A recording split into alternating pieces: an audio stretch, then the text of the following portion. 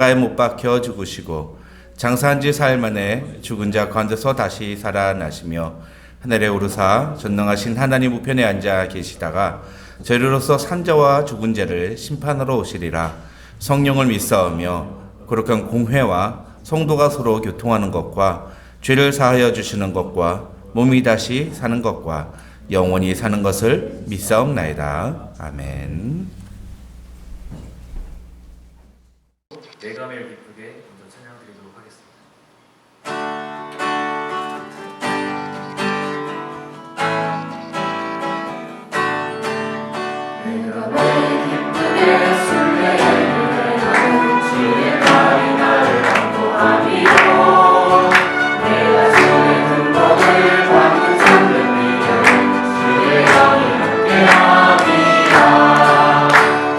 함께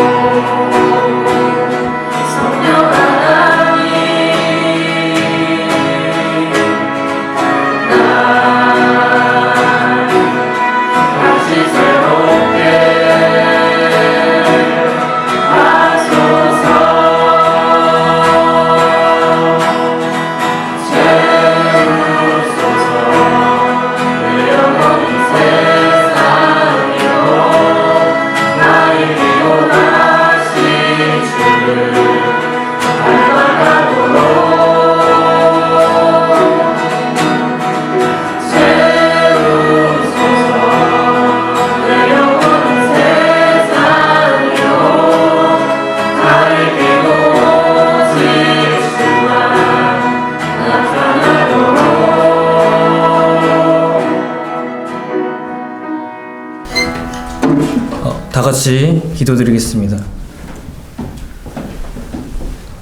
Dear loving Father God, we come to you in prayer at this time. We thank you for always being with us in our lives, within all the members of the Church of Grace and Truth.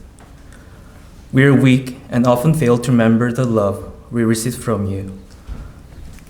We hurt your heart with our own desires and thoughts, but still, you love us and always welcome us back within open arms whenever we go back to you. Father, please help us to so that we can try to think and look for what things we should do to please you and know more about you, instead of chasing and loving worldly things that we always used to, leaning on the trust that you will always forgive us. We are so sinful that we cannot know how big your love is.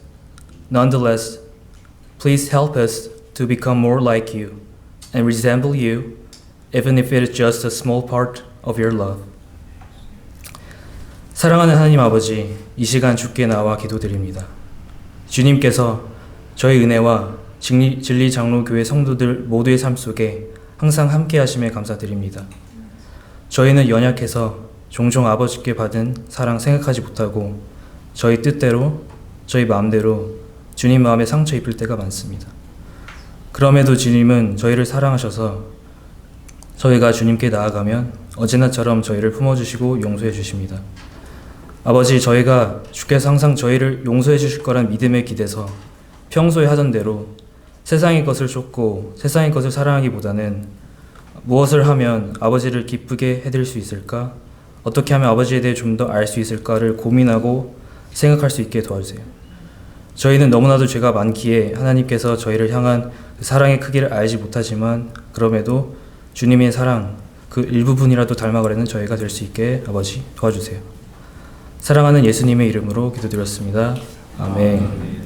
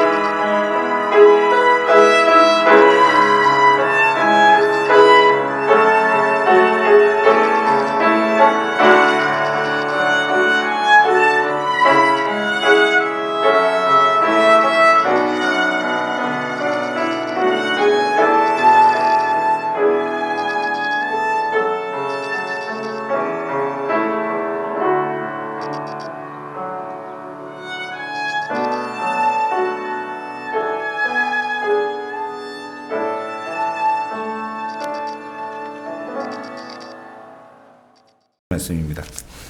민수기 27장 12절부터 23절까지의 말씀 우리 한 목소리로 함께 읽겠습니다. 다 같이 읽겠습니다. 시작. 여호와께서 모세에게 이르시되 너는 이 아바림 산에 올라가서 내가 이스라엘 자손에게 준 땅을 바라보라. 본 후에는 내 형 아론이 돌아간 것 같이 너도 조상에게로 돌아가리니 이는 신광야에서 회중이 분쟁할 때에 너희가 내 명령을 거역하고 그 물가에서 내 거룩함을 그들의 목전에 나타내지 아니하였음이니라. 이 물은 신광야 가데스의 무리바 물이니라. 모세가 여호와께 여짜와 이르되 여호와 모든 육체의 생명의 하나님이시여 원하건대 한 사람을 이 회중 위에 세워서 그로 그들 앞에 출입하며 그들을 인도하여 출입하게 하사 여호와의 회중이 목자 없는 양과 같이 되지 않게 하옵소서.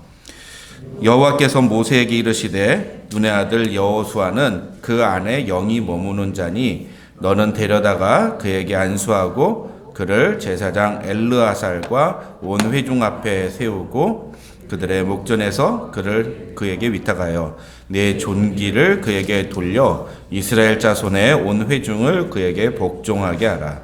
그는 제사장 엘르아살 앞에 설 것이요 엘르아살은 그를 위하여 우림의 판결로서 여호와 앞에 물을 것이며 그와 온 이스라엘 자손 곧 회중은 엘르아살의 말을 따라 나가며 들어올 것이니라. 모세가 여호와께서 자기에게 명령하신 대로 하여 엘르아살과 온 회중 앞에 세우고 그에게 안수하여 위탁하고 여호와께서 모세에게 명령하신 대로 하였더라. 아멘. 아멘. 오늘 우리 함께 읽은 본문 말씀 가지고 리더의 자격이라는 제목으로 하나님의 말씀 살펴보겠습니다. 오늘 우리가 읽은 본문은 두 가지 면에서 의미가 있는 본문입니다. 첫째는 모세 시대가 끝났음을 알리는 장면이라고 할 수가 있습니다. 하나님께서 모세에게 가나안 땅을 들어가지 못하고 죽을 것이라고 말씀하시는 장면이 오늘 본문에 기록이 되어 있죠. 그렇다고 해서 오늘 본문을 끝으로 모세가 안 나오느냐? 그럼 그건 아니에요. 이게 신명기 끝날 때까지 모세는 계속 나옵니다. 근데 그 시간적으로 보면은 사실은 그렇게 시간이 길지는 않아요. 신명기는 어떤 역사적인 책이라기보다는 하나의 율법서. 그래서 우리가 창세기, 출애굽기 쭉 이렇게 가다가 민수기로 레위기를 하지 않고 민수기로 넘어가지 않았습니까? 그 이유는 신명기에서 다룰 거기 때문에 그랬어요. 신명기는 레위기에 나오는 내용과 똑같은 내용이 반복해서 나옵니다. 거의 비슷합니다. 같은 내용이 두 번 나오는 거는 뭔가 새로워진 것이 아니라 같은 걸 두 번 반복했기 때문이에요. 근데 왜 두 번 반복해야 했죠? 그걸 듣는 대상이 달라졌기 때문이에요. 레위기는 출애굽 1세대들에게 율법을 가르치는 내용이라면 신명기는 출애굽 2세대들에게 율법을 가르친 겁니다. 그래서 우리가 레위기나 신명기 둘 중에 하나를 다루면 되는데 저는 이제 신명기를 다루겠다라고 결정을 해서 그래서 레위기를 건너뛴 거죠. 어찌됐건 이 신명기에서 모세는 하나님의 율법을 출애굽 2세대들에게 가르칩니다. 그리고 난 다음에 신명기 마지막에 가가지고서는 모세는 이 느보산, 오늘 본문에는 이 아바림산이라고 되어 있는데 이 아바림산에서 죽게 되죠. 그제서야 이제 모세가 완전히 끝납니다. 그런데 그 모든 내용을 이제 알리는 그런 장면이 바로 오늘 본문에 등장한다 이렇게 볼 수 있고요. 그 다음에 또 다른 의미, 두 번째 의미는 뭐냐? 그렇게 모세 시대가 끝나고 그러면 모세를 이을 새로운 지도자가 누구냐에 대해서 오늘 본문이 이야기하고 있다는 거예요. 하나님은 그 새로운 지도자로 여호수아를 세우십니다. 그래서 모세가 하나님의 명령대로 여호수아를 이제 새로운 지도자로서 이스라엘 백성들에게 이렇게 알리는 그런 장면이 오늘 본문 22절과 23절에 나와 있죠. 그래서 공식적으로 오늘 본문을 시작으로 여호수아는 차세대 이제 이스라엘의 리더로 인정을 받게 됩니다. 이렇게 오늘 본문은 자신의 임무를 다 마치고 사역에서 내려오는 리더와 그다음에 모세의 뒤를 이어서 이스라엘을 이끌어가는 새로운 리더의 모습이 등장을 합니다. 그러니까 오늘 본문은 전반적으로 봤을 때 리더가 주제인 거죠. 리더가. 근데 그런 리더에 대해서 이야기를 하면서 우리가 오늘 본문에서 살펴볼 수 있는 건 뭐냐? 하나님이 어떤 리더를 세우시고 또 리더들에게는 어떤 것들을 요구하시는가 하는 것입니다. 하나님께서 요구하시는 리더는 어떤 사람이어야 하는가? 그것이 이제 오늘 설교의 제목인 리더의 자격, requirement라고 제가 설명을 했는데 하나님께서 우리 리더들에게 요구하시는 모습은 어떤 것인가 라는 것이죠. 그게 세 가지를 좀 살펴보도록 하겠습니다. 먼저 첫 번째, 리더는 거룩을 드러내야 한다. 이렇게 말씀을 드릴 수가 있습니다. 오늘 보면 12절을 보시면은요, 하나님께서 모세에게 모세 시대가 끝났다라는 걸 선언하시면서 뭐라고 말씀하십니까? 너는 이 아바림 산에 올라가서 내가 이스라엘 자손에게 준 땅을 바라보라. 본회는 네 형 아론이 돌아간 것 같이 너도 조상에게 돌아가리라. 죽을 거다라는 얘기죠. 근데 왜 죽을 거다라고 얘기하느냐? 왜 가나안 땅으로 들어가지 않고 아바림 산에서 죽을 것이라고 말씀하시느냐? 14절을 보시면 너가 내 명령을 거역하고 그 물에서 내 거룩함을 그들의 목전에 나타내지 아니하였기 때문이다. 이렇게 말씀하십니다. 하나님의 명령을 거역하고 물가에서 거룩함을 그들의 목전에 드러나지 않았기 때문이다. 그럼 이게 무슨 사건이냐? 이거는 바로 민수기 20장에 나오는 사건이에요. 민수기 20장. 우리가 지난주에 민수기 21장 다루다 보니까 토요일 본문이라고 그래 생략을 했죠. 근데 민수기 20장에 보면 어떤 사건이 나오냐면 출애굽 2세대들이 세컨 제너레이션이 처음으로 이제 모세와 함께 길을 가다가 보여준 첫 번째 사건이 나옵니다. 그게 바로 민수기 20장에 나오는 무리바 물 사건이에요. 여전히 그 부모 세대들과 똑같이 이 출애굽 2세대 세컨 제너레이션도 물이 없는 이유로 하나님께 불평하고 원망을 합니다. 근데 중요한 건 이전에 부모 세대들이 하나님께 불평과 원망했을 때 하나님은 그것 때문에 굉장히 진노하시는데 반해서 이 세컨 제너레이션이 물이 없다고 하니까 하나님이 그 불평과 원망을 그대로 억셉트 하십니다. 그리고 그래 물이 없어 그럼 그래 물 줄게 라고 말씀하시면서 모세한테 물을 주라고 말씀하세요. 그 내용이 민수기 20장 8절이에요. 하나님이 뭐라고 말씀하시냐 하면은 너는 반석에게 명령해서 물을 내라 하라 이렇게 말씀하십니다. 영어로 보면 speak to the rock 이렇게 되어 있어요. 반석에게 말을 하라는 거예요. 근데 이 사건이 사실은 앞에 출애굽기에 한 번 더 나옵니다. 출애굽 1세대들도 물이 없어서 이제 하나님께 불평하고 원망하는 장면이 나와요. 그때는 하나님이 어떻게 하냐면 반석을 쳐서 물을 내라 말씀하세요. 그래서 모세는 그때는 반석을 쳐서 물을 냅니다. 근데 이번에는 어떻게 해요? 반석에게 물을 내라고 말을 해라. 방법이 바뀐 거예요. 근데 어떡합니까? 모세가 하나님의 방법이 바뀌었다는 것을 인지하지를 못했는지 아니면 화가 나서 우리가 통상적으로 알고 있는 것처럼 모세가 화가 나서 그랬는지 모르겠습니다만 하나님은 분명히 반석에게 명령해서 물을 내라고 했는데 모세는 손을 들어서 그 지팡이로 반석을 2번 쳤다 이렇게 기록이 되어 있어요. 20장 11절 말씀이죠. 그러니까 물이 막 솟아나와서 사람들이 물을 마셨다 이렇게 기록합니다. 중요한 건 그런 모세, 저 11절에 빨간색으로 표시되는 그런 모세의 행동을 보고 하나님이 뭐라고 하세요? 12절에 보면 너희가 나를 믿지 아니하고 이스라엘 자손의 목전에서 내 거룩함을 나타내지 아니했다 말씀하신다는 거죠. 여러분 이 12절의 표현을 잘 보세요. 12절 민수기 20장 12절 너희가 나를 믿지 아니하고 이스라엘 자손의 목전에서 내 거룩함을 나타내지 아니했다. 근데 27장 14절에서 뭐라고 하세요? 너희가 내 거룩함을 그들의 목전에 나타내지 아니하였다. 내 명령을 거역하고 그 물가에서 내 거룩함을 그들의 목전에 나타내지 아니했다. 말씀하시는 거죠. 똑같은 말씀을 하시는 거예요.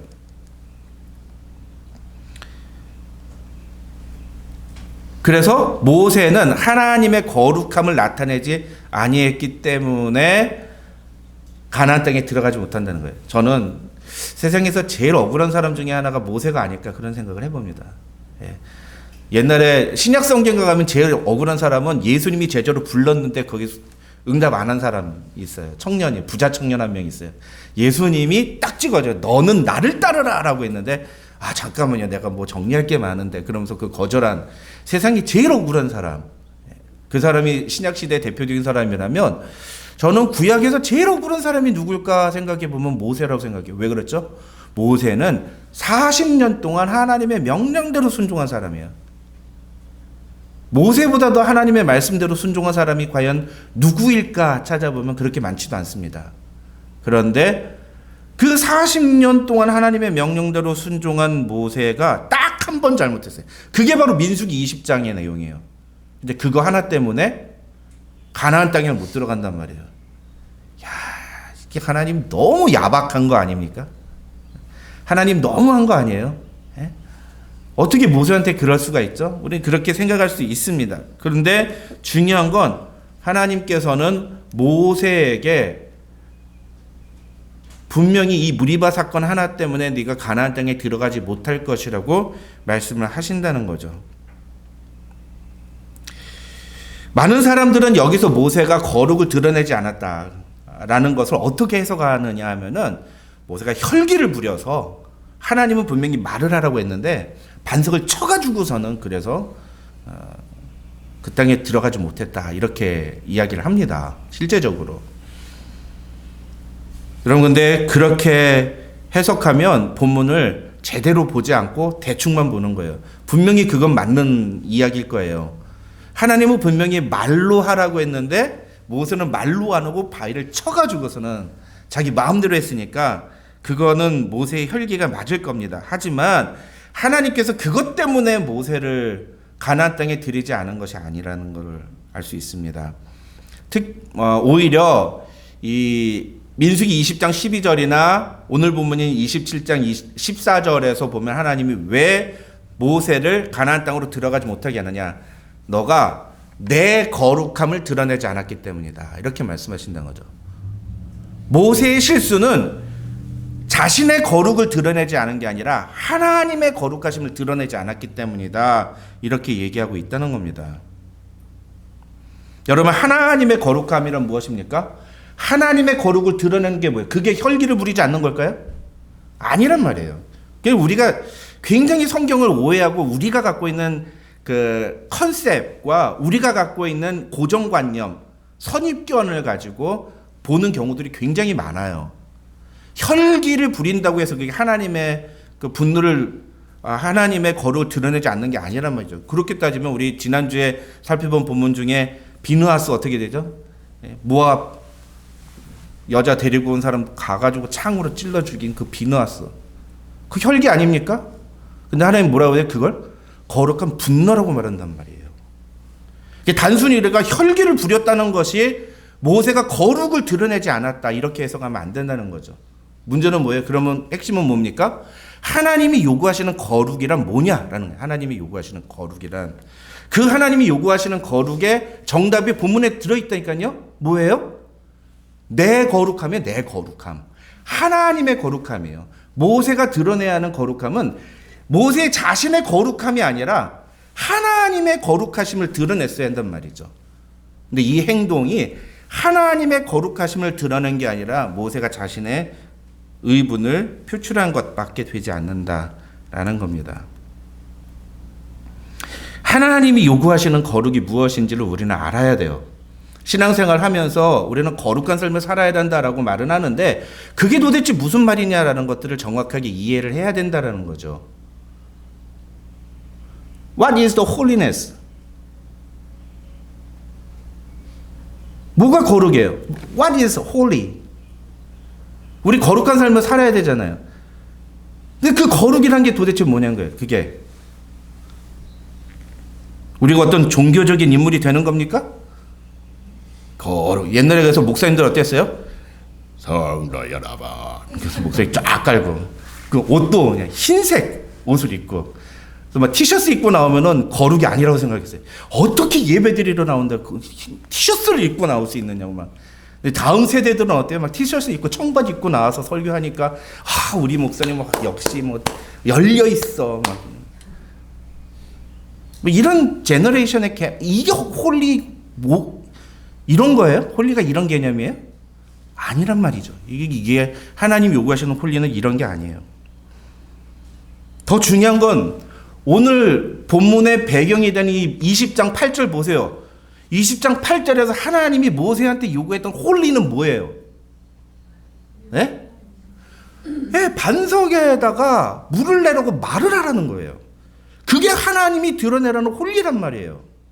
이게 무슨 홀리예요? 예? 이게 무슨 홀리예요, 이게? 안 그래요? 반석에다가 물을 내라고 말을 하는 게 무슨 홀리입니까? 근데 그게 홀리였단 말이에요. 그게 하나님이 요구하시는 홀리였단 말이에요. make sense 되세요? 우리가 뭔가 좀 더 종교적인 사람이 되고 뭔가 스피리추얼한 어떤 행동을 하면 거룩한 사람이 되는 걸로 알아요. 아니에요. 홀리의 진짜 개념은 뭐냐? 홀리는 하나님을 드러내는 겁니다. 우리의 삶을 통해서 하나님이 드러나시는 것, 그게 홀리예요. 내가 무언가 거룩한 행동을 하는 게 홀리가 아니라 막 40일 금식 기도하고 그래서 막 뒤에서 막 목사님 얼굴에서 광채가 비쳐요 막 그게 홀리냐? 아니란 말이에요. 근데 우리는 홀리의 개념을 잘못 오해하는 경우가 많습니다. 모세가 드러내야 했던 홀리는 모세 자신의 홀리가 아니라 하나님의 홀리였어요. 그 하나님의 홀리를 드러내기 위한 가장 중요한 것은 뭐냐면 하나님이 명령하신 대로 순종하는 것이었습니다.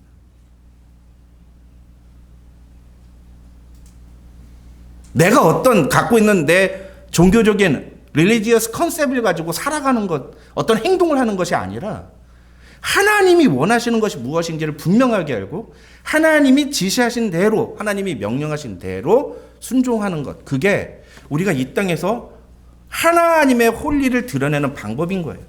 우리 생각에는 이게 무슨 홀리야라고 생각할지 몰라도 하나님이 우리에게 요구하시는 홀리는 바로 그런 모습이라는 거죠. 제가 아는 어떤 목사님은 쓰레기 버리러 갈 때도 양복을 입고 간다. 그렇게 막 자신 있게 얘기를 하세요. 그 불편해서 어떻게 그러냐고 그랬더니 쓰레기 버리러 가는데 교인들이 보면 어떡하냐고.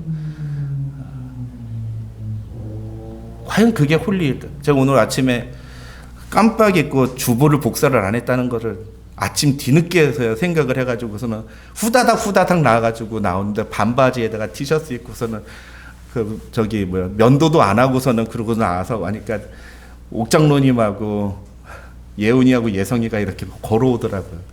아이고야. 목사님이 저런 반바지 입고 저런 모습 보면 제 아내가 그래요. 성도들이 볼 텐데 좀 갇혀 입고 나가지. 여러분, 반바지 입고 나가는 저는 홀리하지 않은 목사고 쓰레기 버리러 갈 때 양복 입고 가는 목사는 홀리한 목사입니까? 무엇이 진짜 홀리는? 무엇이 진짜 홀리? 하나님이 우리에게 요구하시는 건 뭡니까? 하나님의 거룩하심을 드러내는 거예요. 내 모습을 통해서 예수 그리스도가 드러나는 거예요. 저 사람 진짜 예수 믿는 사람이야. 예수를 믿으려면 저렇게 믿어야지. 예수 믿는 사람은 뭔가 다른데? 이렇게 생각해요. 그래서 제가 이거 영어로 표현 안 했는데 제가 말씀드렸습니다만 예수 믿는 사람은 세상으로부터 구별되어야지 세상에서 유별난 존재가 되어서는 안 된다. 세상 사람은 쟤 왜 저렇게 유별나냐? 왜 저러냐? 이렇게 하면 안 돼요. 그건 유별난 거예요. 우리는 세상으로부터 구별되어야 돼요. 역시 예수 믿는 사람은 뭔가 다르구나. 그런 얘기를 들어야 된다면 그게 거룩이에요. 그게. 하나님이 우리에게 요구하시는 거룩의 모습은 그런 거예요. 둘째로 하나님이 요구하시는 리더의 모습은 무엇이냐? 그것은 성령 충만한 모습이라는 거죠. 18절을 보세요. 18절을 보시면 하나님은 모세의 후임으로 눈의 아들 여호수아를 말씀하십니다. 그러면서 여호수아에 대해서 뭐라고 말씀하시느냐? 그 여호수아는 그 안에 영이 머무는 자다, 이렇게 말씀하십니다. 근데 이 영이 머무는 자다라는 표현이 옛날 한글 개역판 성경에서 뭐라고 되어 있느냐면 눈의 아들 여호수아는 신에 감동된 자니라고 되어 있습니다. 신에 감동된 자니. 그 안에 하나님의 영이 있다는 거예요. 여기 우리말로 하면 뭐죠 지금? 성령이 함께 하신다는 거예요. 성령이 함께 하신다. 구약시대는 어땠다고 그랬습니까? 성령이 계신다는 거, 그건 뭔가 특별한 상태라고 했습니다. 구약시대에는 하나님의 영이 아무한테나 그렇게 막 계시는 시대가 아니에요. 그래서 신약시대를 살아가는 우리가 축복된 시대입니다. 저와 여러분은 반대로 우리가 예수를 구주로 고백하는 한 우리 안에 누가 계세요? 성령이 계세요. 그러니까 우리는 누구하고 동급이에요? 여호수아하고 동급. 믿으십니까? 못 믿겠다는 뜻으로. 자, 옆에 계시는 분한테 한번 얘기해 보세요. 여호수아 같은 아무개 집사님, 얘기해 보세요. 여호수아 같은 아무개 집사님, 권사님. 옆에 있는 사람한테, 우리 유스그룹도 해보세요. 예훈아, 예성이한테 해봐. 여호수아 같은 우리 예훈아, 예성아. 미안해. 이름 맨날 헷갈려. 여러분이 모두 다 여호수아와 동급이에요. 지금 시대는요. 왜요? 우리 안에 성령이 계시니까. 믿습니까? 우리 안에 성령이 계십니다.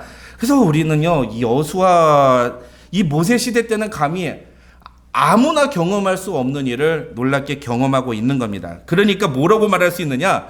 여호수아가 성령이 계시기 때문에 리더가 될 수 있었다면 우리도 역시 리더가 될 수 있습니다. 믿습니까? 또 아멘이 또 우리도 모두 다 리더가 될 수 있습니다. 믿습니까? 우리 모두 다 리더가 될 수 있습니다. 그건 진실이에요. 근데 문제는 뭐냐면 아무나 리더가 되어서는 안 된다는 거예요. 누구나 리더가 될 수 있어요. 성령을 모시고 있는 한. 근데 아무나 리더가 될 수 없어요. 구약 시대에는 여호와의 영이 그 안에 있는가 없는가가 중요했다며, 신약 시대에는 이제 오순절 강림 이후에 모든 사람에게 성령이 함께 하시기 때문에, 예수를 믿는 모든 사람에게 성령이 계시기 때문에 아무나 리더를 세워서는 안 되고, 그 누구나 성령을 모시고 있는 누구나 리더가 될 수 있지만, 그 중에서 특별히 어떤 사람을 리더로 세울 것인가에 대해서 기준을 두었습니다. 그 기준이 무엇이냐?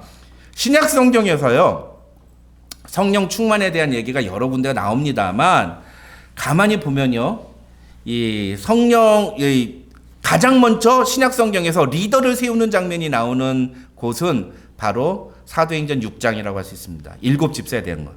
물론 사도행전 1장에 보면 새로운 우리 사도를 뽑는 것 나오지만, 성령의 임재 이후에 우리 모든 예수 믿은 사람들에게 성령이 임재한 그 이후에 새로운 리더를 선발하는 그런 장면은 바로 이 사도행전 6장이 처음이다, 이렇게 볼 수 있는데, 거기 보면 뭐라고 되어 있어요? 7 집사를 택하는 기준에 뭐라고 얘기해요? 성령과 지혜가 충만하여. 성령과 지혜가 충만하여. Be full of the Spirit. 성령이 충만한 사람을 리더로 세워야 된다라고 이야기를 하고 있다는 거죠.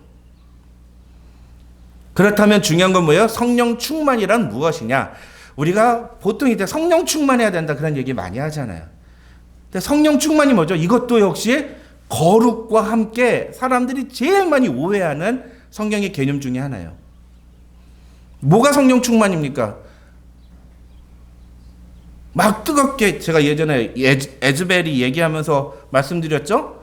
막 찬양을 몇 시간, 얼마나 오래 찬양을 하고 기도를 하느냐, 거의 입신의 단계에 들어가가지고서 막 이렇게 기도하는, 그게 성령 충만이에요? 물론 그게 하나의 표현으로 나올 수는 있으나, 놀랍게도 성경은 그것을 성령 충만화로 표현하고 있지 않아요. 성경이 말하고 있는 성령 충만의 모습은 두 가지입니다. 여러분 이거 꼭 기억하세요. 성경에 기록되어 있는 성령 충만의 두 가지 모습. 첫 번째는 뭐냐면 하나님의 말씀을 담대히 전하는 거예요. 그게 성령 충만의 예예요. 복음을 증거하는 거예요. 어디에서든지 담대하게 내 신앙을 고백하고 복음을 증거할 수 있는 사람이 되는 거예요. 그게 성령 충만의 증거랍니다. 사도행전 4장 31절, 빌기를 담에 모인 것이 진동하더니 무리가 다 성령이 충만하여 담대히 하나님의 말씀을 전하니라. 있습니까? 그래서 성령 충만한 사람은 절대로 교회 안에서만 신앙생활 하지 않아요. 성령 충만한 사람은 세상 속에서 나의 신앙을 드러내며 증거하며 살아갑니다. 그게 진짜 성령 충만한 사람이에요. 두 번째 성령 충만한 모습은 뭐냐? 신약 성경 전반적으로 보면은 성령 충만을 하나의 신앙의 열매, 신앙 인격 열매, mature personality로 보고 있다는 거예요. 그래서 우리 가장 잘 아는 갈라디아서 5장 22절 23절, 오직 성령의 열매는 사랑과 희락과 화평과 오래 참음과 자비와 양성과 충성과 온유와 절제니, 이런 9가지가 다 따로 개별적으로 나눠져 있는 게 아니라 하나의 성령의 열매라고 단수로 표현되고 있다는 게 우리는 주목할 필요가 있습니다. 성령의 열매는 이 9가지만이 아니에요. 그 외에도 많아요. 중요한 건 뭐냐 하면은 성령 충만의 증거로 나타나는 성령의 열매들은 우리의 삶의 신앙 인격으로 고스란히 드러나게 되어 있다는 거예요. 성령 충만한 사람이 성격이 더러울 수 없어요. 성령 충만한 사람은 성격 착한 사람이에요. 그게 성경의 가르침이에요. 그래서 성경을 보시면 리더십 선출에 굉장히 중요한 기준 중에 하나가 뭐냐? 저 사람 착한 사람인가 아닌가를 봅니다. 굉장히 많은 경우에 그 사람이 착한 사람인지 아닌지를 봅니다. 왜 그렇죠? 그게 성령의 열매이기 때문이에요. 그래서 나는 신앙생활 오래 했는데도 사람이 안 바뀌었어. 이거 뭔가 이상한 거예요. 이거 신앙생활 제대로 안 한 거예요. 신앙생활 제대로 하면 시간이 지나면 지날수록 사람이 변하게 돼 있어요. 바뀌게 되어 있습니다. 다른 사람이 되어져야 돼요. 좋은 사람으로 점점 변화되게 되어 있습니다. 이게 성령 충만의 모습이에요. 하나님이 우리에게 기대하시는 건 바로 그런 모습이라는 거죠. 어찌됐건 하나님이 리더에게 요구하시는 두 번째 모습이 뭐냐? 바로 성령 충만한 모습이어야 된다는 거죠. 하나만 더 살펴보겠습니다. 이 본문을 읽으면서 저는 가장 먼저 들었던 생각이 뭐였냐면은 왜 하필이면 하나님은 여호수아를 모세의 후계자로 세웠을까라는 거였어요. 우리 민수기 14장에서 12명의 정탐꾼들 중에 믿음의 반응을 한 사람은 2명이었어요. 누구죠? 여호수아과 갈렙이죠. 여호수아와 갈렙이에요. 근데 이 여호수아와 갈렙 중에 하필이면 왜 여호수아였을까? 여러분 그런 질문 해보신 적 있습니까? 왜 여호수아였을까? 갈렙도 대단하잖아요. 그리고 심지어는 민수기 14장을 보시면 여호수아는 아무 말도 안 해요. 갈렙이 혼자서 다 얘기해요. 갈렙이 대단한 사람이에요. 나중에 갈렙이 가나안 땅에 들어갔을 때 헤브론 정탐할 때 나이 80이었어요 그때. 근데 그 80 넘은 노인이 저 헤브론 내가 찾아가겠다, 내가 먼저 가겠다 그러고 가서 쟁취를 해버린단 말이죠. 갈렙 대단한 사람입니다. 그런데 그런 갈렙을 제껴두고 왜 여호수아를 모세의 후계자로 세웠을까? 정답은 하나님 마음이에요. 하나님이 선택하신 거예요. 그런데 여러 가지 성경에 나와 있는 흔적들을 놓고 봤을 때 하나님이 이래서 여호수아를 선택하지 않았을까라고 추측해 볼 수 있는 증거들이 하나가 있습니다. 그것은 뭐냐? 여호수아는 모세의 좋은 수종자였다는 거예요. 수종자라는 단어가 굉장히 어려운 단어인데 옛날 한글 성경에 나와 있는 표현입니다. 에이드.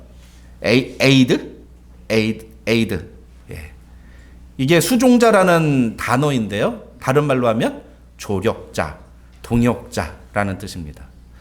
여호수아는 모세 곁에서 모세를 항상 돕고 모세를 따라다녔던 사람이라는 거죠. 여호수아 1장 1절을 보면은 여호와의 종 모세가 죽은 후에 여호와께서 모세의 시종 눈의 아들 여호수아에게 일러 가라사대 이렇게 말씀합니다. 여기서 보면은요. 모세가 죽은 후에라고 하면서 모세를 뭐라고 그래요? 여호와의 종, 하나님의 종이라고 표현해요. 여호수아를 뭐래요? 모세의 종이라고 해요. 모세의 시종. 그래서 어떤 성경에서 이걸 서번트라고 표현하기도 했어요. 모세의 서번트라고 영어 성경 중에는 번역한 것도 있는데, 근데 서번트라는 단어는 저 시종이라는 단어의 원래 히브리어에 맞지 않는 단어입니다. 에이드, 저 단어가 훨씬 더 가까운 단어예요. 파트너라고 볼 수도 있어요. 돕는 사람이에요. 모세와 함께 여호수아가 등장하는 첫 번째 장면은 출애굽기 17장입니다. 이 출애굽기 17장은 우리가 잘 아는 뭐예요? 모세가 두 팔 들고 기도하면 아말렉을 이기고 모세가 손을 내리며 지고 이 사건이에요. 이 사건에서 처음으로 등장하는 여호수아의 이름이 처음으로 등장합니다. 어떻게 나와요? 모세가 여호수아에게 이르되 우리를 위하여 사람들을 택하여 나가서 아말렉과 싸우라. 그래서 모세가 처음으로 자기 대신에 이스라엘 백성들을 이끌고 나가서 전쟁에 싸우라고 명령하는 그래서 선택한 사람이 여호수아로 나옵니다. 근데 이 여호수아가 또 다음에 등장하는 장면이 어디냐면 출애굽기 24장이에요. 24장을 보면 뭐라고 되어 있냐면 모세가 그의 부하 여호수아와 함께 일어나 모세가 하나님의 산으로 올라갔다. 이 24장은 뭐냐면은 19장부터 시작해서 시내산에서 하나님이 강림하셔서 모세를 부르시는 장면이에요. 그때 하나님이 뭐라고 하냐면 이스라엘 백성들을 경계를 쳐가지고 시내산 위에 올라오지 못하게 하라. 명령하세요. 심지어는 장로들조차도 산에 올라오지 못하게 하는데 그 산에 누구랑 같이 올라가느냐? 여호수아하고 같이 올라갑니다. 성경에 보면은 모세만 올라간 것처럼 표현이 되어 있긴 하지만 학자들 대부분은 여호수아가 모세와 함께 올라갔다. 물론 하나님을 대면한 건 모세뿐이에요. 여호수아는 보지 못해요. 그러나 여호수아가 모세와 함께 시내산에 올라갔다 이렇게 봅니다. 그만큼 여호수아는 어떤 사람이었냐? 모세 곁에서 늘 모세가 하는 걸 지켜보고 배웠던 사람이라는 거예요. 이게 수종자의 개념인 거죠. 에이드의 개념인 거예요. 여호수아는 그런 사람이었기 때문에 하나님께서 여호수아를 모세 다음에 리더로 세웠다. 이렇게 학자들은 추측을 합니다. 이것을 가리켜서 세상에서는 리더십에서는 모델링이라고 해요. 모델링. 그리고 기독교 교육의 굉장히 중요한 특징 중에 하나가 바로 이 모델링입니다. 모델링은 예수님에게서부터 나온 거예요. 요한복음 13장 15절에 보면 예수님이 이렇게 말씀하세요. 내가 너희에게 행한 것 같이 너희도 행하게 하려고 내가 너희에게 본을 보여줬다. 그래서 우리는 모두 다 누가 하신 것대로 따라하는 거예요? 예수님이 하신 것대로 따라하는 거예요. 근데 예수님이 하신 것을 누가 먼저 봤어요? 제자들이 봤어요. 정확하게 말하면 사도들이 봤어요. 그래서 그 사도들이 자기들이 본 예수님의 모습을 그대로 기록한 게 뭐예요? 그게 성경이에요. 그게 성경이에요. 그래서 사도들이 직접 본 예수님의 모습을 그대로 기록해 놓고 그것을 사도들이 따라한 거예요. 그것을 대대로 전달하는 거예요. 그러니까 우리는 직접 예수님을 봐요, 못 봐요? 못 봐요. 그렇지만 무엇을 봐요? 예수님이 보여주신 것을 그대로 따라했던 사도들과 그 사도들이 했던 것을 그대로 따라오는 그 밑에 제자들, 또 그 밑에 제자들, 그 밑에 제자들, 그 밑에 제자들의 모습을 보는 거예요. 이게 교회의 리더십이에요. 그리고 교회의 아주 중요한 속성이에요. 이것을 가리켜서 사도성이라고 말합니다. 그러니까 교회는 어떤 곳이냐? 교회는 사도들이 전하는 메시지와 사도들이 보여준 사역을 계승하는 곳이에요. 근데 사도들이 전해주는 메시지가 뭐예요? 예수님이 하신 말씀, 가스펠이에요. 사도들이 보여주는 것이 뭐예요? 사도들이 했던 행동이 뭐예요? 예수님이 하셨던 행동들이에요. 그게 교회의 가장 중요한 모습이라는 거죠. 그래서 오늘날 우리가 신앙생활을 할 때 제일 위험한 사람이 누군지 알아요? 나는 세상 그 누구도 본받을 사람이 없고 오직 예수님만 바라본다라고 얘기하는 사람이에요. 이 사람이 제일 위험한 사람이에요, 여러분. 조심하세요, 이런 사람은. 저 목사가 무슨 얘기를 하나. 농담이 아니라 진짜예요, 여러분. 신앙생활하면서 건강한 그리스도인은 반드시 신앙생활하면서 좋은 모델을 보게 되어 있어요. 교회 안에 좋은 모델을 보지 못했다? 그것만큼 비참한 게 없습니다. 나는 사람은 아무도 보지 않고 오직 예수님만 본다. 굉장히 교만한 사람이에요. 자기가 무슨 수로 예수님을 봐? 이미 성경이 사도들을 통해서 우리에게 전달된 건데. 그리고 그것이 오늘날 교회를 통해서 계속해서 전달돼서 우리에게 지금 우리 손에 온 것인데. 그래서 교회는요. 교회의 건강한 신앙생활은 무엇이냐면 선배들을 자꾸 보는 거예요. 우리가 이 다음 세대들을 자꾸만 같이 연합 예배를 드리는 이유가 뭡니까? 보라는 거예요. 니네들끼리만 따로 떨어져 가서 니네들끼리 예배 드리는 거 그게 건강한 게 아니라는 거예요. 함께 예배를 드리고. 그래서 우리 청교도들, 이 미국의 교회들, 청교도들은 어땠습니까? 예배 때 분방 공부로 나눠서 예배 드렸나요? 청년들은 따로 유스그룹 가서 예배 드렸나요? 청교도들은 아니에요. 모두가 다 같이 예배 드렸어요. 우리 건우 같은 아이들 말 못 알아듣잖아요.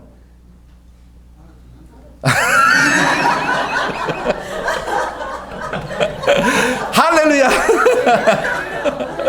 얼마나 감사한지. 건우 말 알아듣는다는 거 얼마나 감사한지. 그런데 저 어떤 교회 가면 건우 나이 때는 애들이 무슨 말이 못 알아들어요. 그래가지고 어른들하고 예배드리기 싫단 말이에요. 그러니까 모여가지고 자기들끼리 모여서 막 이렇게 그런 거 하고 한단 말이죠. 그러다 보니까 어떤 일이 벌어지느냐? 아이들이 부모로부터 신앙을 보지를 못해요. 모델링이 끝나는 거예요. 좋은 신앙의 모델들이 없어져 버리는 거죠. 그러니까 애들이 대학에 딱 들어가면 그 다음부터 어떻게 됩니까? 자기가 원하는 교회를 가든지 아니면 교회를 안 가든지 그렇게 결정이 나는 거예요. 그래서 이 미국의 교회 교육 전문가들이 내린 결론이 뭐였냐? 미국 교회를 쇠퇴화시킨 주범이 뭐냐? 주일학교다. 이렇게 선언했어요. 분방 공부. 함께 모여서 예배드리고 자녀들은 반드시 부모를 보면서 신앙생활을 하게 되어 있습니다. 부모가 주일날 예배드리는 모습을 보면서 그 자녀들이 그 부모의 신앙을 따라가게 되어 있어요. 배우게 되어 있습니다. 그래서 가장 이상적인 모습은 부모와 자녀들이 함께 예배를 드리는 거예요. 근데 우리는 지금 언어의 장벽 때문에 사실은 다음 세대들이 나눠져서 예배를 드리고 있습니다만 가장 좋은 건 이렇게 교회 안에 다음 세대들이 이게 신앙의 선배들, 좋은 신앙의 선배들과 함께 예배도 드리고 어떤 사역도 같이 연결돼서 같이 사역을 하고 같이 교회 일에 동참하고 같이 모습을 만들어 가는 거예요. 그럴 때 성경이 말하는 교회의 모습이 세워져 간다는 거죠. 정리해 볼까요? 오늘 본문을 통해서 우리는 세 가지를 정리할 수 있습니다. 하나님이 리더에게 요구하시는 게 무엇이냐? 첫째, 거룩을 드러내야 된다. 이 거룩은 뭐다? 나의 거룩이 아니라 That's not my holiness. That's God's holiness. 하나님의 holiness. 두 번째, 리더는 성령 충만해야 된다. 성령 충만은 무엇이다? 복음을 전하는 것과 내 삶의 열매로 나타나는 것이어야 된다. 세 번째, 리더는 좋은 수종자이었어야 한다. 모델링. 좋은 모습을 보고 배워야 한다라는 거죠. 이런 사람을 리더로 세워야 한다. 좋은 리더는 옆에서 좋은 선배의 모습을 보고 배운 사람이 될 가능성이 높아요. 아무것도 보지 않은 사람 리더로 세우면 굉장히 위험합니다. 그 굉장히 큰 실패예요. 엄청난 실패입니다. 좋은 리더 옆에서 오랫동안 보고 배웠던 사람들을 리더로 세우면 큰 실패를 할 가능성이 적다라는 거죠. 감사한 건 우리 은혜와 진리 장로교회는 그런 좋은 리더들이 많은 것 같아요. 제가 보기에는 이상한 사람들 다 나가서 그런 건지 모르겠지만 참 지금까지로 놓고 보면은 우리 교회 안에 참 좋은 리더들이 세워졌고 그리고 또 교회 안에 계신 여러 신앙의 선배들이 좋은 모습을 보이고 있고 또 오늘 본문에서 말하는 이 리더의 세 가지 자격을 그대로 갖추고 있는 그런 좋은 성도들이 많이 있는 것 같습니다. 그런데 여기서 끝나면 안 되겠죠? 우리는 또 다른 리더들을 그렇게 세워가야 돼요. 우리 다음 세대, 특히 우리 다음 세대들을 그런 리더들로 세워가야 됩니다. 우리 기준이 무엇이어야 하느냐? 우리 다음 세대들에게 무엇을 이야기해주고 무엇을 지시해줘야 되느냐? 무엇이 기준이라고 말을 해야 되느냐? 우리는 절대로 우리 다음 세대를 좋은 종교인으로 만들어서는 안 돼요. 그러면 완전 실패하는 겁니다. 우리 이 아이들을 좋은 종교인이 되게 만들면 안 돼요. 이 아이들 한 사람 한 사람이 하나님의 사람이 되게 해야 됩니다. 하나님이 세우시는 리더가 되게 해야 돼요. 근데 문제는 이런 설교하면 그러면 나는 이제 상관이 없겠네? 이렇게 생각하시는 분들이 있다는 거죠. 난 나이도 많고 난 지금 무슨 리더로 할 만한 자격도 안 되고 나는 더군다나 난 지금 조건이 안 돼. 난 상황이 안 돼. 그래서 오늘 설교를 자신과는 전혀 상관이 없는 얘기로 받아들이시는 분들이 있다는 겁니다.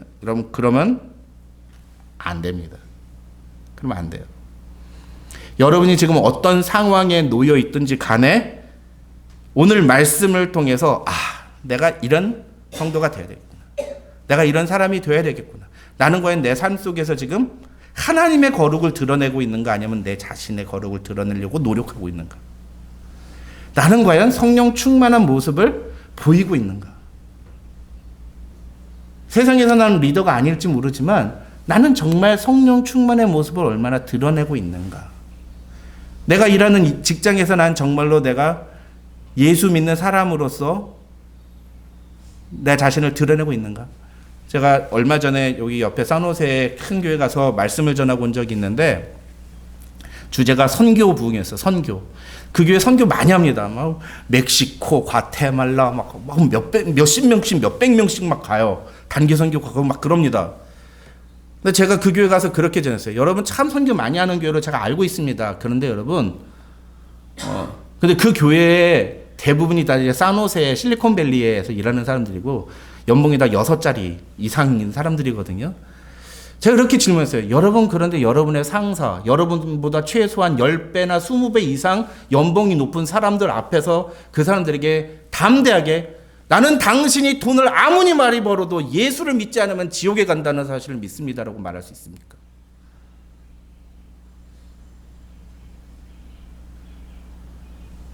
어마어마하게 거대한 집을 지어놓고 세상에서 남부러울 거 없는 그런 화려한 삶을 살아가는 사람 앞에서도 나는 당신의 영혼이 너무너무 불쌍합니다. 예수를 알지 못하고 죽어가는 당신의 영혼을 보면서 나는 너무너무 불쌍합니다. 라는 그런 마음을 가지고 있습니다.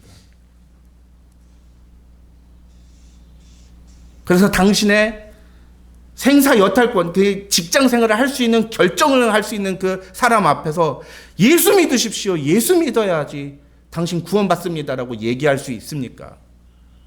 만약 여러분이 이거 못한다면 과테말라, 멕시코 갈 필요가 없습니다. 물론 가지 말라는 게 아니라 그런 것도 가야 되겠지만 왜 우리는 우리보다 못 사는 사람에게만 가서 전도를 해야 되고 왜 우리보다 비참한 사람들에게만 가서 복음을 전해야 됩니까? 그런 사람들이 예수 믿고 더 잘 먹고 잘 살게 되기 위해서 우리가 복음을 전하는 겁니까? 아니잖아요. 그렇죠? 진짜 성령 충만하다는 게 무엇인가? 진짜 세상의 리더가 어떤 모습, 하나님이 세우시는 리더란 어떤 모습이어야 되는가? 그래서 오늘 설교는요, 리더의 자격, the requirements of leaders지만 사실 이건 God's expectation이에요. To us.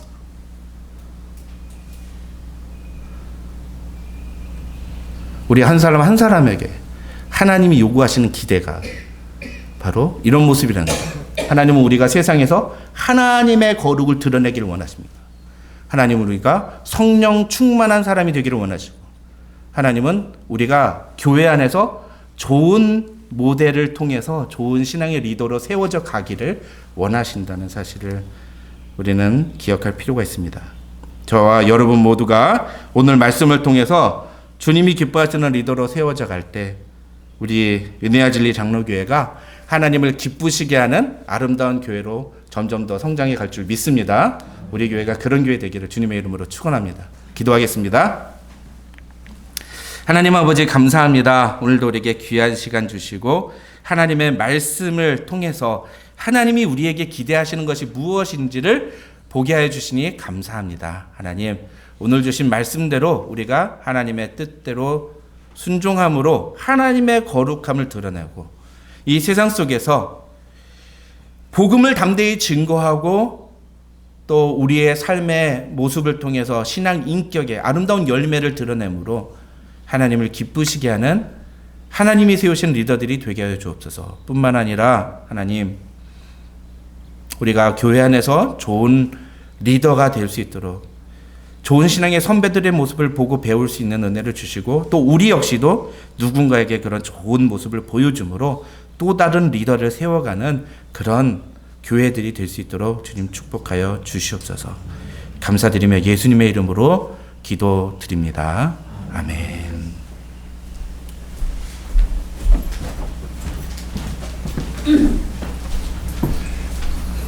이번 주 교회 소식 알려드리겠습니다. 이번 주에 새벽에 만나 본문은 민수기 29장에서 35장입니다. 지난주에 있었던 당회에서 결정된 사항을 알려드립니다. 5월 21일 주일 오전 11시 야외 예배, 장소는 알몬데일 파크인데 저희가 전에 갔던데 여기서 한 10분도 안 걸리죠? 네, 그쪽에 가기로 했습니다. 그래서 좀 더 자세한 광고는 다음 주에 알려드리겠습니다. 그리고 5월 28일 날 임시 재직회가 있겠습니다. 안건은 담임 목사님 영주권 신청에 따른 재정 지출 예산 변경에 대한 관한 얘기입니다. 그리고 앞으로 매월 첫째 주일 유스그룹과 함께 드리는 예배로 진행됩니다. 우리 다음 세대를 위해서 기도 많이 해주시고 또 같이 하나가 될 수 있는 교회가 되기를 간절히 소원합니다.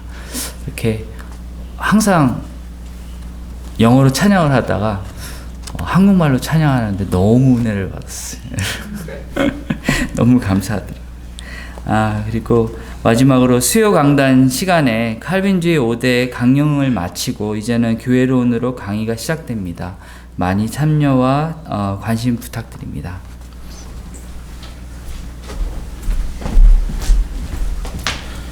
네, 우리 수요 강단은 사실은 제가 교회에서 우리 교인들을 대상으로 기초 양육 과정으로 진행을 하고 싶은데 우리 교회 현재 상황이 평일날 나와서 강의를 들으실 수 있는 분들이 거의 많지가 않아요. 그래서 부득이하게 수요 강단 시간을 통해서 우리가 그런 교회에서 진행돼야 되는 기초 양육 과정들을 지금 진행을 하고 있습니다. 그래서 오 목사님하고 저하고 이렇게 번갈아 가면서 하고 있는데 여러분들에게 꼭 필요한 내용들을 강의를 통해서 진행을 하니까 여러분 이 수요 강단을 꼭 기억하시고 여러분 꼭 참석을 해주시면 감사하겠습니다. 이제 우리 다 같이 일어나셔서 마지막 날에 부르는데 G 코드로 쳐주세요. 네. 아까는 무슨 코드였죠? 그 E 코드였나? D였어요? 네.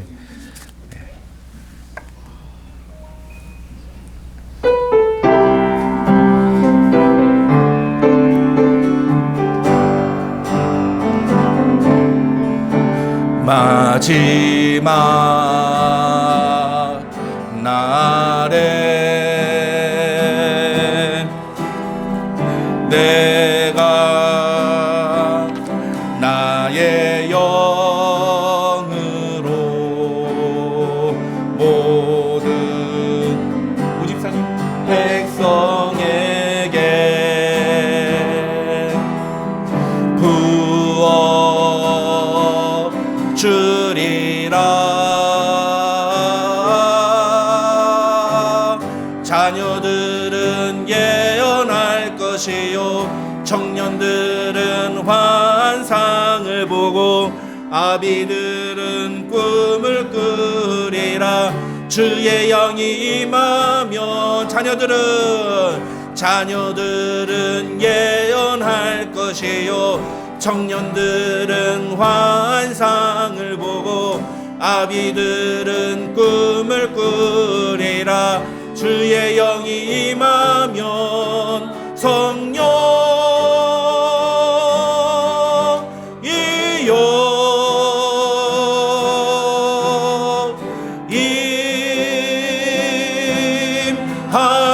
임하소서.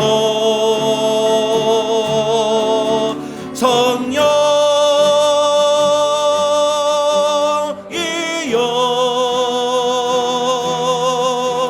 우리에게 임하소서. 자녀들은 예언할 것이요 자녀들은 예언할 것이요 청년들은 환상을 보고 아비들은 꿈을 꾸리라. 주의 영이 임하면 자녀들은 예언할 것이요 청년들은 환상을 보고 아비들은 꿈을 꾸리라. 주의 영이 임하면 성령이여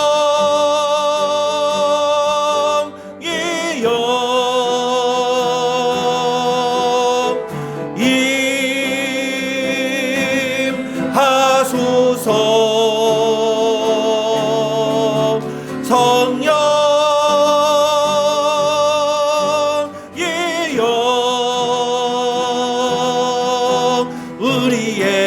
우리에게 임하소서. 성령이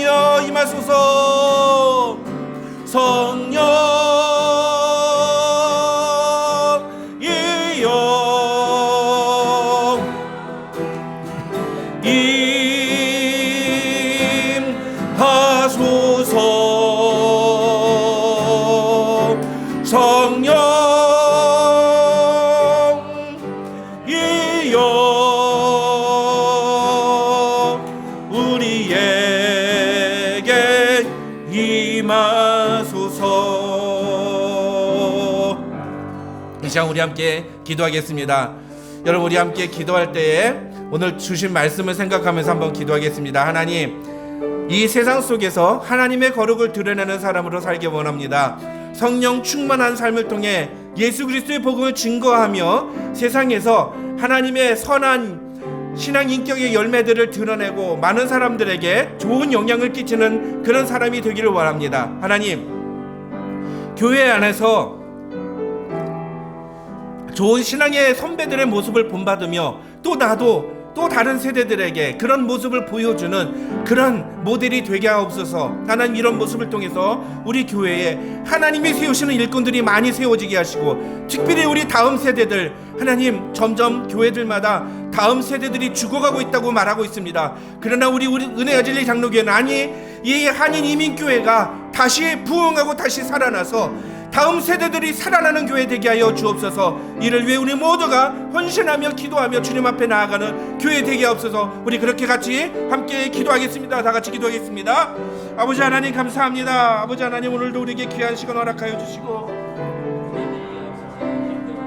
하나님 아버지, 오늘도 우리에게 주신 말씀을 통해서 우리가 어떤 리더가 되어야 되는지를, 우리가 어떤 성도가 되어야 되는지를 다시 한번 생각해 주시니 감사합니다. 오늘 주신 말씀을 따라서 우리가 이 세상 속에서 하나님의 거룩하심을 드러내는 사람들이 되게 해 주옵소서. 나의 거룩이 아니라 하나님의 거룩을 드러내며 살아가는, 하나님이 명령하신 대로 순종함으로 하나님의 거룩을 드러내며 살아가는 하나님의 사람이 되게 하여 주시옵소서. 하나님, 또한 이 세상 속에서 성령 충만의 열매를 많이 드러내며 하나님 복음을 담대히 증거하고 선한 신앙 인격의 열매들을 드러내므로 맺음으로 하나님의 사람을, 우리가 성령이 우리와 함께 하심을 세상에 증명할 수 있도록 하나님 도와주시옵소서. 무엇보다도 우리 교회 안에 좋은 리더들이 되게 하시고, 하나님, 우리의 한 사람 한 사람이 좋은 리더가 되어서 또 다른 다음 세대들을 리더로 세워가는 귀한 일꾼들이 될 수 있도록 하나님 축복하여 주시옵소서. 이를 통해 우리 은혜와 진리 장로교회가 정말 하나님이 기뻐하시는 교회로 변화되어져 갈 수 있도록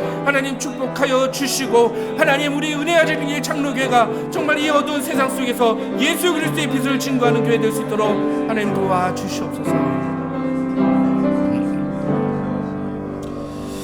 하나님 아버지, 감사합니다. 오늘도 우리에게 귀한 예배 자리 허락해 주시고 주님 앞에 나와 예배드리며 그냥 오지 아니하고 우리의 믿음을 주님 앞에 드리며 예물 드리게 하시니 참으로 감사합니다.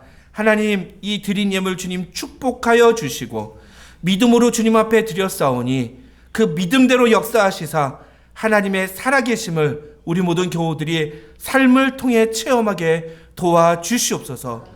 우리가 먹고 사는 것은 우리의 힘과 노력에 의해 결정되는 것이 아니라 하나님의 손에 달려있음을 우리가 알게 하여 주시고, 그렇게 하나님 의지하며 나아갈 때 우리의 삶의 모든 것을 하나님이 책임지시는 것들을 경험하는 우리 모두 되게 하여 주시옵소서. 하나님, 특별히 우리 다음 세대의 자녀들도 이 믿음 배우게 하여 주시고, 이 믿음 따라서 이 세상 속에서 하나님의 자녀로서 담대하게 살아가는 그런 믿음의 사람으로 살아갈 수 있도록 세워져 갈 수 있도록, 그리고 마침내 이 세상을 하나님의 뜻으로 이루어가며 변화시켜가는 리더로 세워갈 수 있도록 하나님 축복하여 주시옵소서. 지금은 우리 구주 예수 그리스도의 한이 없으신 은혜와 우리 아버지 하나님의 만극하신 사랑과 성령 하나님의 감동 감화 교통 충만하신 은혜가 너희 무리 가운데 함께 있을지어다. 아멘.